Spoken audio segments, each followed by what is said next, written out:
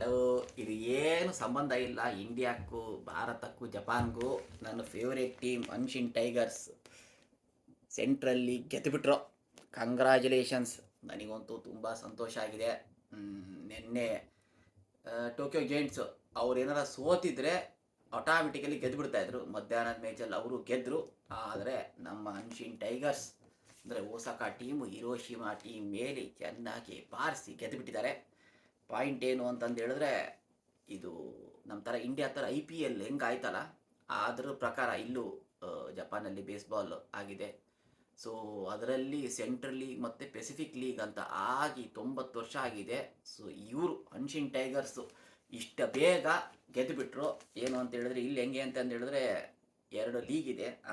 Central legally ಯಾರು difference ಬರುತ್ತಲ್ಲ 17 difference Tokyo ಜೈಂಟ್ಸಿಂದ 17 difference ಬಂದು ಗೆದ್ದು ನನಗೆ ಮಾತ್ರ ತುಂಬ ಸಂತೋಷ. ಓಸಾಕಾದಲ್ಲಿ ಇದ್ದಿದ್ರೆ ದೋತೊಂಬರಿ ಅಂತ ಒಂದು ಚರಂಡಿ ಇದೆ, ಅದು ಚರಂಡಿನೇ ಅದು. ಅದರಲ್ಲಿ ಎಲ್ಲ ಜಂಪ್ ಹೊಡಿತಾ ಇರ್ತಾರೆ. ನನಗೂ ಹೋಗೋಣ ಅಂತಿತ್ತು ಲಾಸ್ಟ್ ಟೈಮ್ ಓಸಾಕಾದಿದ್ದಾಗೆಲ್ಲ ಜಂಪ್ ಹೊಡೆಯೋಕೆ ಹೋಗಿದ್ದೆ, ಬೇಡ ಅಂತ ನನ್ನ ಫ್ರೆಂಡ್ಸ್ ತಡೆದ್ರು. ಇವರು ಪಾಯಿಂಟ್ ಏನು ಅಂತ ಹೇಳಿದ್ರೆ ಫುಜಿಕವಾ ಅಂತ.